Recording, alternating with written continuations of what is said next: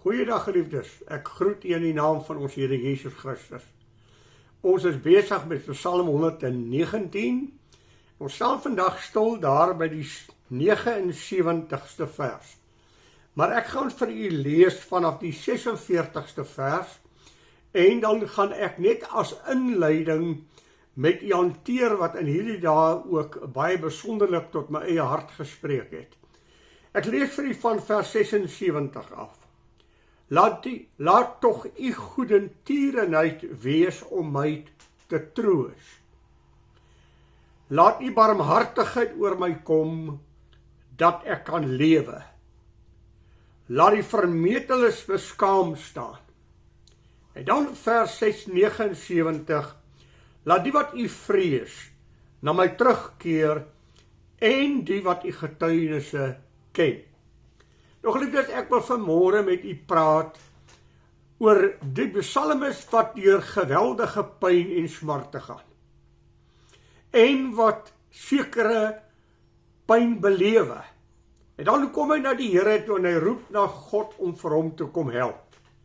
Here, kom troos my asseblief.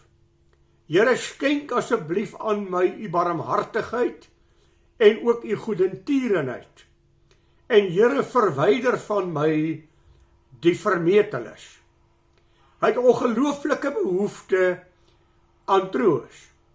Maar weet jy, ek wil vanmôre met u praat, net oor wat hierdie paar woorde die afgelope paar dae met my gespreek het.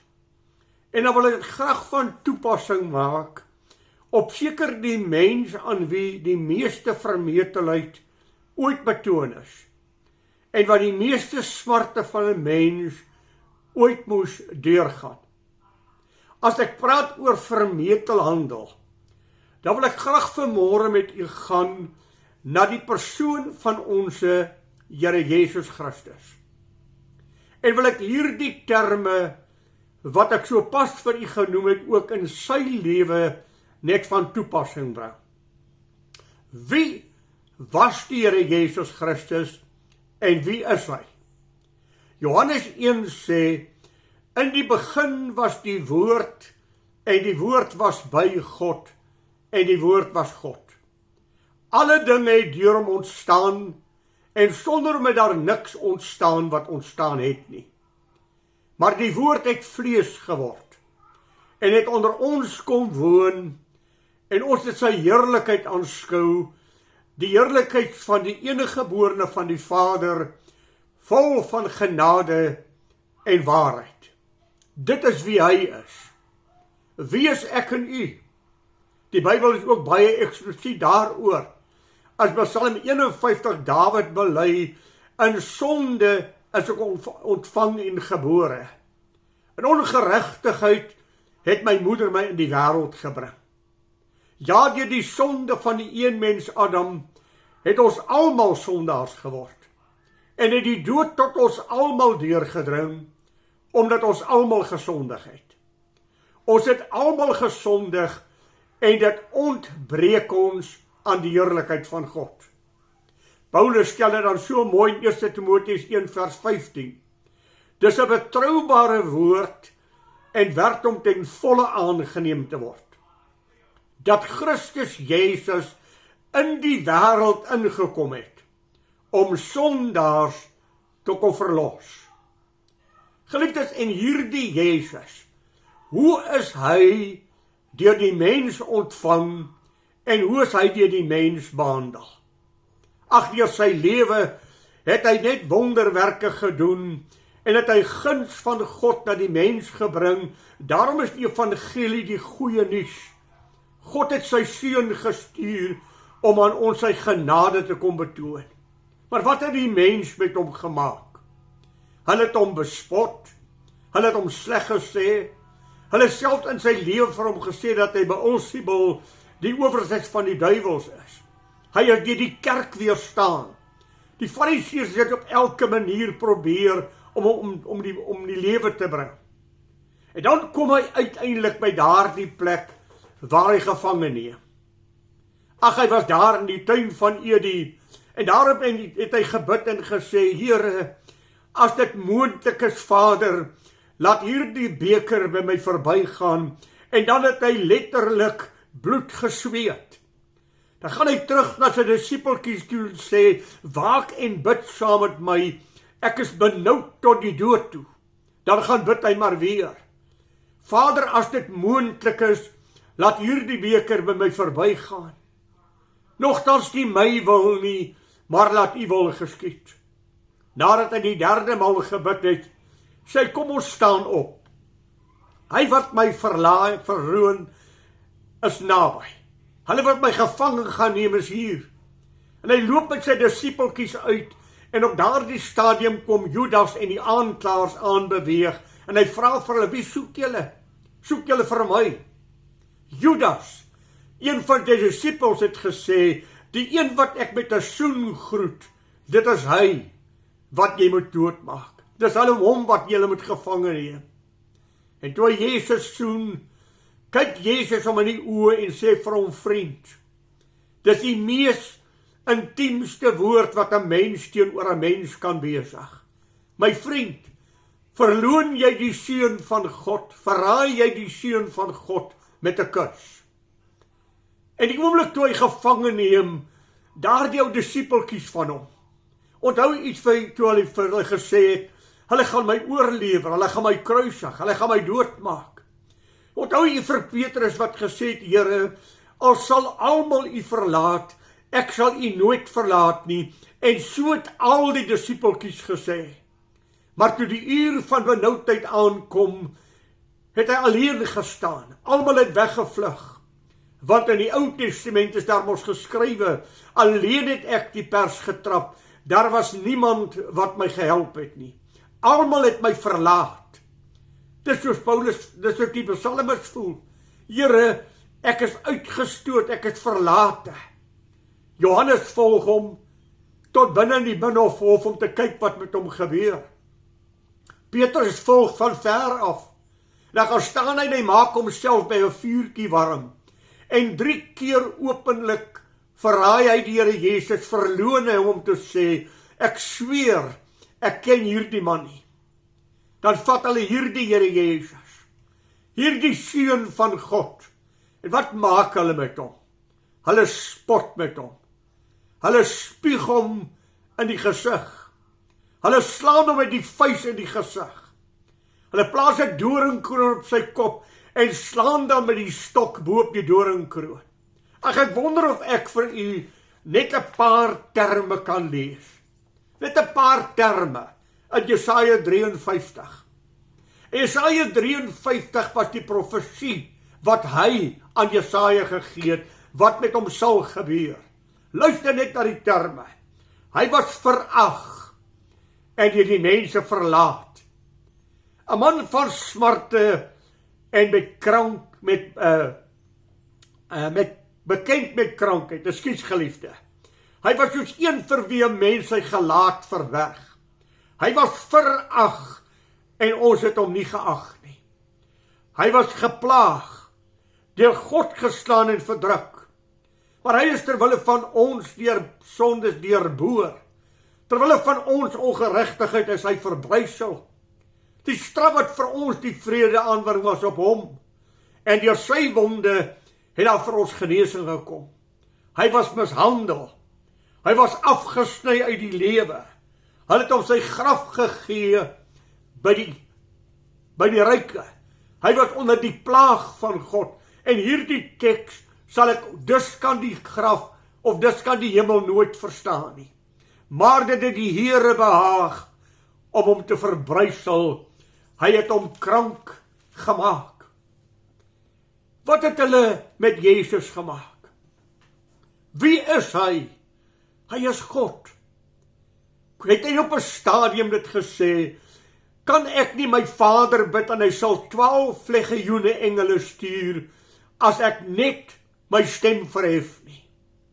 Een engel in die Ou Testament het 185.000 mense oornag doodgeslaan. Ek kan 72.000 engele onmiddellik roep en hulle sal daar wees vir my. Maar dis nie waarmee ek gekom het nie.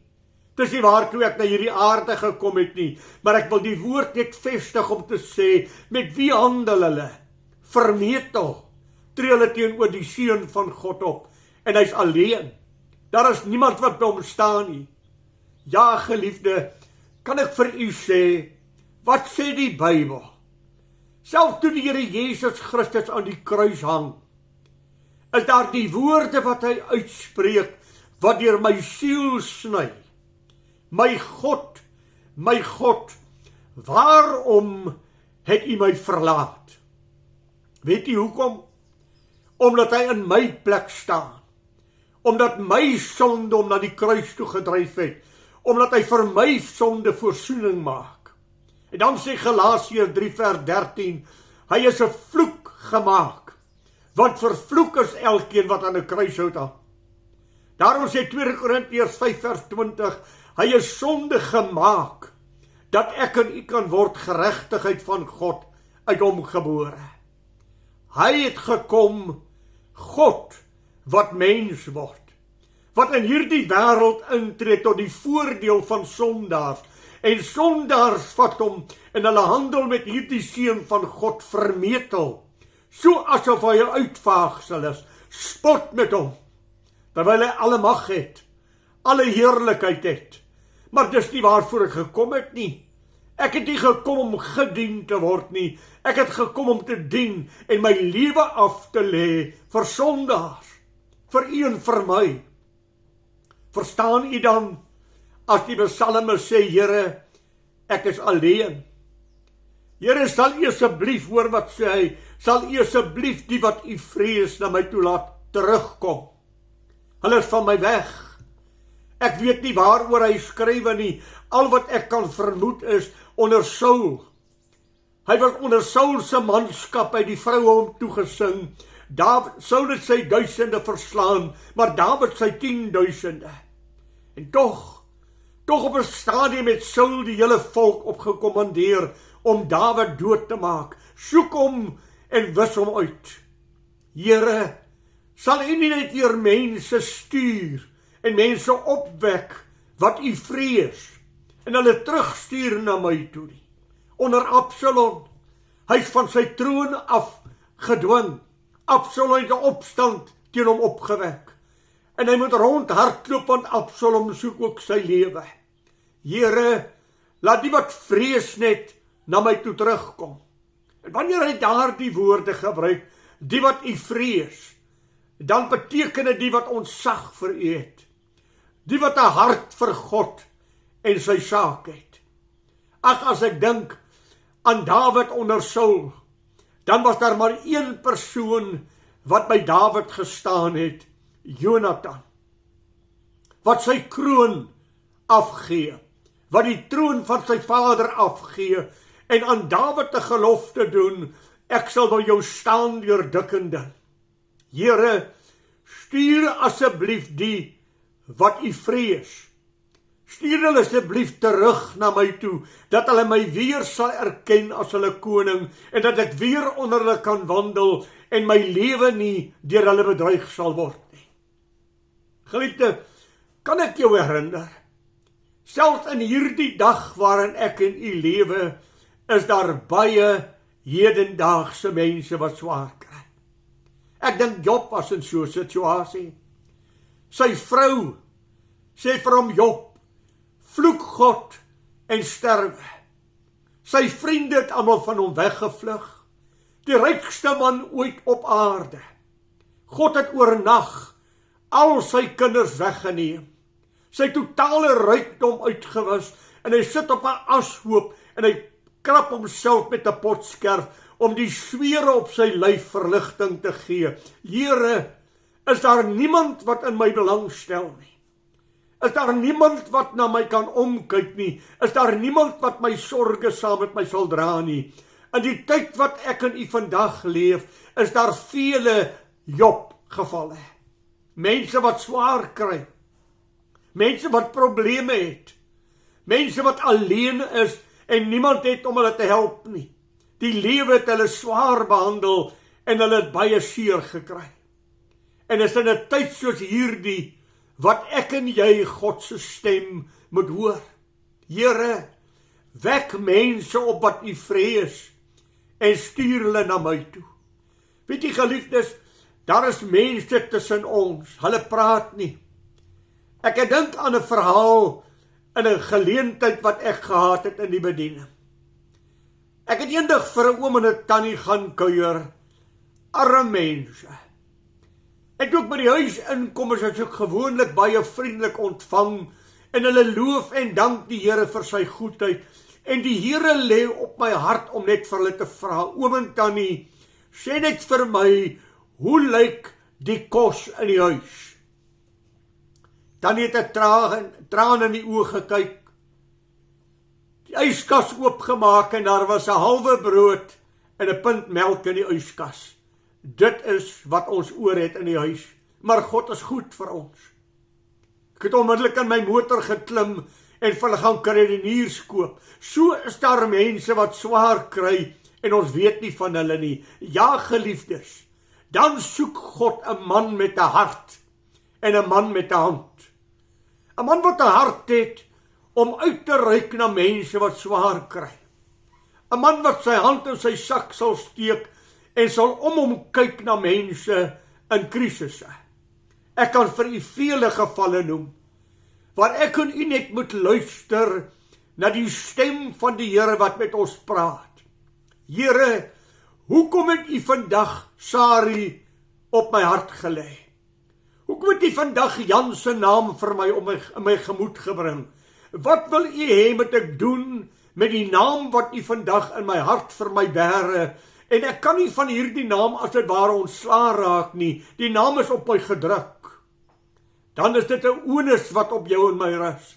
Miskien die telefoon op te tel en te bel en te sê, Sari, die Here het jou vandag so besonderlik op my hart gelê. Is daar iets wat ek vir jou oor kan bid? Is daar iets wat ek vir jou kan doen? Is daar iets wat ek kan doen om vir jou in jou krisisse te help? Ek kan vir u baie krisisse baie goed vertel. Ek is eendag in die Kaap en ons is besig met 'n openligdiens. Terwyl ek so oor die parade heen kyk, sien ek 'n man daar aan die ander kant van die parade staan, wat so teen 'n paal leun. Die Here lê hom op my hart. En ek stap so met 'n wye kring, en ek kom by hom uit en ek sê, my ou maat, hoe lyk jy so moedeloos? Hoe lyk jy so teneergedruk? Hy bars in trane uit. Ek het vandag vir die Here gesê, Here, as daar nog in my hart, of in u hart 'n plek vir my is, as u nog in my belang stel, stuur net iemand vandag na my toe, wat na my toe sal uitreik. En ek het die wonderlike geleentheid, om met die evangelie van die Here te bedien, en hierdie man aan Jesus Christus voor te stel, en vir hom weer moed in die lewe te gee, want God het iemand gestuur, hy het gebid, en God het gestuur. Ek dink aan 'n tyd, wat ek eendag gery het, en die Here lê 'n vrou, baie swaar op my hart. Kan nie ontslaan raak van hierdie drang nie. Ek het omgedraai en teruggery na haar huis toe. Toe ek daar kom en aan die deur klop, maak sy oop en sy sê, Dominee, wat maak jy hier? Ek weet nie wat ek hier maak nie. Al wat ek weet is, God het my gestuur en gesê, ek moet nou na jou toe kom. Sy haal 'n revolver agter haar rug uit. Dominee, ek was op die punt om selfmoord te pleeg. Ek kan haar bedien. Ek kan haar help. Ek kan weer vir haar moed gee. Ek kan weer haar ken optel en dat sy lig sien. Maar ek het gehoor wat God vir my gesê het. Ag, daar was ook die ander geval in my lewe wat ek nooit sal vergeet nie. En mag die Here my vergewe vir daardie ongehoorsaamheid in my lewe. Terwyl ek 'n man in Waterval boven gaan besoek het, 40 kilometer uit die dorp uit, oom Hans Meyer. En ek het by oom Hans Meyer gekom, en ek het 'n drang op my hart, ek wil met oom Hans Meyer praat oor sy verhouding met die Here, en oor sy siel. En daar kom die een na die ander besoeker daaraan, dat ek die tyd kry om met oom Hans te praat nie, en ek maak met hom 'n afspraak, dit is Vrydagmiddag. Oom Hans, Maandagoggend, die eerste ding is ek by jou om jou te kom kuier. Ek maak 'n afspraak. Terwyl ek daar die 40 kilometer terugry, lê die Here op my hart, gaan terug en gaan praat met Hans Meyer. Here, maandagoggend het ek 'n bestelling met hom. Gaan terug en gaan praat met Hans Meyer. Here, ek het 'n afspraak met hom maandagoggend. Maandagoggend 6:30 bel sy seun my. Dominee, ek het vir jou slegte nuus. My pa het sopas selfmoord gepleeg. Ek sal dit in my lewe nooit vergeet nie. En ek het voor die Here gaan huil en gesê, Here, ek het geweet, ek was ongehoorsaam. U het op my hart gelê en ek het nie gereageer nie. Here, as daar 'n bloed van 'n mens se hand geëis moet word, sal die bloed van Hans Meyer van my hand geëis word. Ek dink aan my swaar, wat vir sendingopleiding gaan, maar hy het nie 'n sent geld nie. Hy het net 'n roeping van God. Maar God het iemand opgewek om onder sy slaapkamer kussing net 'n R2 nooitjie neer te sit. Daardie aand, toe hy die eerste keer sy bed oopmaak en sy kussing optel, toe lê daar 'n R2 noot. En vir hom het dit beteken dat God sê, ek sal vir jou sorg. Die Here deur al sy studies vir hom laat betaal, deur mense wat hy nie eens weet waar vandaan of dit kom nie. God is getrou. Ek is gaan studeer, sonder 'n sent ondersteuning van familie. Mense het net geld inbetaal, en waar vandaan het gekom het, weet ek nie. Hy het my sendingopleiding betaal, hy het my teologiese opleiding betaal, God het my geroep, en al wat ek geweet het is, ek moet gaan daar waar God my geroep het, en gaan doen wat God vir my sê. Ek sal nooit vergeet nie. Dis nou baie jare terug. Hoe die Here op my hart lê, ek moet 'n koevert vat, en ek moet die R3.65 wat ek het, daarin plaas, 'n student se naam daarop skrywe, en dit op die kennisgewingbord gaan vasplak. Here, u het my alles gevra, maar ek gee dit. Daar was 'n gebedskonferensie. En hier kom een van die mense wat die gebedskonferensie bywoon. En hy sê, Jannie, ek wil vandag vir jou sommer net ietsie gee. Wat gee hy vir my? R3.65. Geliefdes, as God iemand op jou hart lê, reageer. Here, laat die wat u vrees, tog asseblief net na my terugkeer. Ek is alleen, ek is afgesny. Daar is niemand wat in my belang stel nie. Stuur net iemand, Here, ek is moeg gespook, ek is moeg gestry. Stuur iemand om my te kom bemoedig en net weer met u woord vir my te kom opbou. Om net sy hand op my skouer te kom sit. En as dit nodig is, sy hand in sy sak te steek. Hier is ek, Here, u kindjie. Geliefdes, hulle is tussen ons elke dag. Weet jy waar voer mense partykeer die vreemdste? Binne in die kerk. Hier binne in die kerk sit ek tussen medegelowiges, maar niemand reik uit na my toe om my eers te groet nie. Niemand steek 'n hand uit om my eers te verwelkom nie. Ek voel eensaam in die kerk, want daar is klieks en daar is groepe wat saamgroepeer, maar daar is niemand wat na my toe uitreik nie. Ek is stoksiel alleen. Luister as God jou opwek, want daar is iemand wat bid. Here, asseblief stuur iemand, en moenie ongehoorsaam wees nie. Gaan sê vir hom net, die Here het jou swaar op my hart gelê, wat kan ek vir jou doen, en hoe kan ek jou help? Iemand wat net weer u woord na my toe sal bring. Daarom sê hy, iemand wat u getuienisse ken. Dis al wat ek nodig het, Here. Self die woord van God het vir my vaag geword. My geloof het bodem geslaan. Daar is niemand wat naby my is nie. Daar is niemand wat vir my daar is om my by te staan nie. Stuur net iemand wat u woord ken, wat in kontak met u woord lewe. Iemand wat die woord van God onder my voete kan ontstoot en die beloftes van God net weer vir my waar kan maak. En geliefdes, dit word net waar as ek dit met hom deel, as ek hom bemoedig, as ek vir hom sê van God se getrouheid, as ek vir hom sê dat God hom nooit sal verlaat nie, dat ek vir hom sê, ons gaan nou deur 'n stryd, maar die uitkoms die kom, God het jou nie verlaat nie, hy het ons nodig. Ek dink aan 'n man in Pretoria gemeente, op wie ek toevallig afgekom het. Hy was vir 15 jaar permanent onder die invloed van Mandrex-tablette. Ek moes elke oggend 7 uur by hom wees, om vir hom te sê, my broer, kom ons byt vas, help my. Tot 1 uur, byt vas, moenie weer toegee nie. 1 uur is ek daar, dan sê ek vir hom, loof die Here. Ek is trots op jou, my broer. Kom ons byt vas tot 6 uur vanaand. 6 uur vanaand is ek weer by hom. 6 maande lank het ek om 7 uur, 1 uur en 6 uur gesien. En al 6 maande was hy ontslaaf van die Mandrex-tablette. Ja, daar was tye wat sy voete gestruikel het, maar dan het ons weer opgestaan. Dan het ek hom bemoedig, dat ek sy arms opgetel en hom gedra. Die Bybel sê, op ons wat sterk is rig die verpligtinge om die swakhede van ander te dra. Want die Here Jesus sê, soos my Vader my gestuur het, so stuur ek julle. Waarvoor het Jesus gekom? Om genesing te bring waar daar stikkendheid is, om lig te bring waar daar duisternis is, om heil te bewerk daar verlorenheid is. God het jou en my nodig, geliefdes.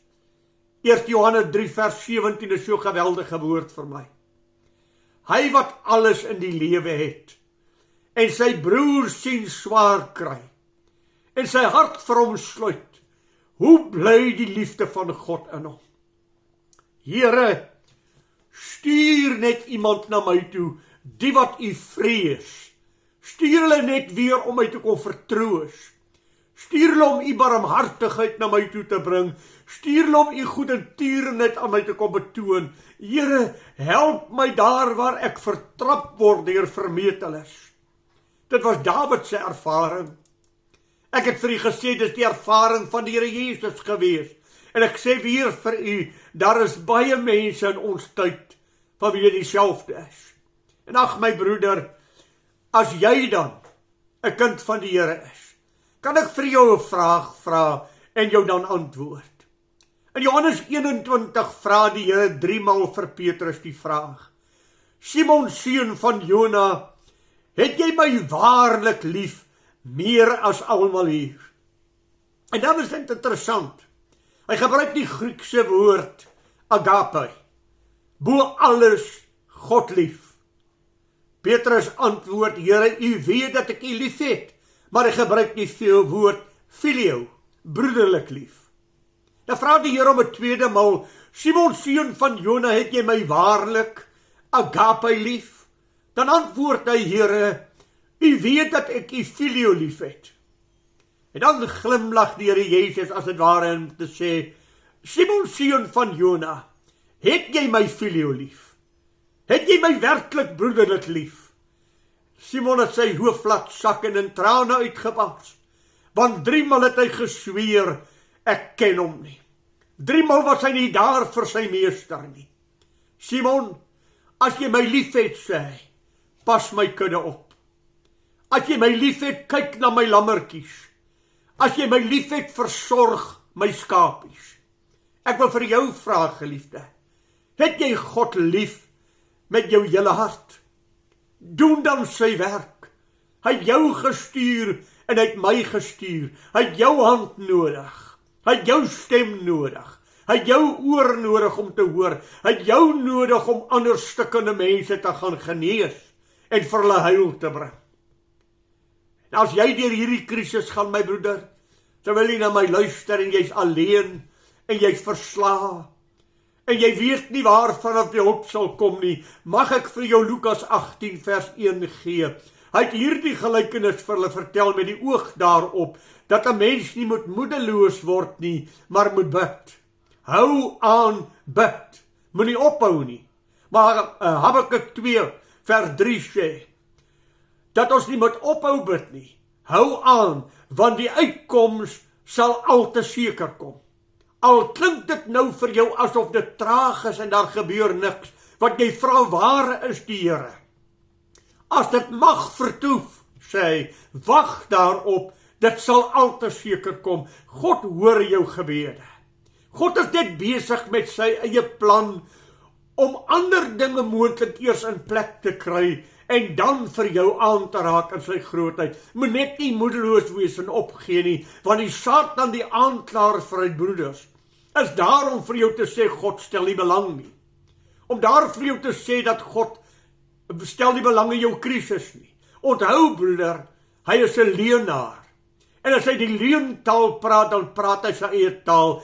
Elke keer as hierdie stem na jou toe kom, dat God nie belang stel nie, dat God jou verlaat het, dat jy te 'n groot sondaar is, weerstaan daar die stem, dis nie God se stem nie.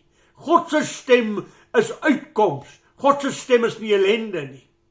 Daarom die Here God het gesê, ek sal jou nooit begewe en jou nooit verlaat nie. Die Here het gesê, as jy in die water is ek saam met jou. As jy in die vuur is ek saam met jou. Daarom kyk nie angstig rond nie. Ek is jou God. Ek het jou in jou naam geroep en jy's myne. Geliefdes, volhard as jy in die stryd is. Geliefdes, maak jou ore en jou oë oop. En hoor waar God jou wil stuur om iemand te gaan aanraak. Want daardie persoon wat die aanraking kry, bring dan eer en heerlikheid aan God om te sê, God het my gebed geantwoord, God het jou gestuur. Wees God se diensknegt. Wees gehoorsaam aan sy stem. En sê soos Jesaja sê, Here, hier is ek, stuur my. O geliefde, kyk na jou, kyk om jou. En sien waar God iemand op jou hart lê. En luister na die stem van die Here, want jou broer en jou suster is in groot nood, en God het jou nodig om hulle nood te gaan verlig. Mag die Here vir u en my genade gee, om in 'n intieme verhouding met God te wandel, en God se instrument te wees, in die lewe van mense om ons. Mag die seën van die Here op u rus, totdat ons weer met mekaar saamgesels. Goeiedag vir u.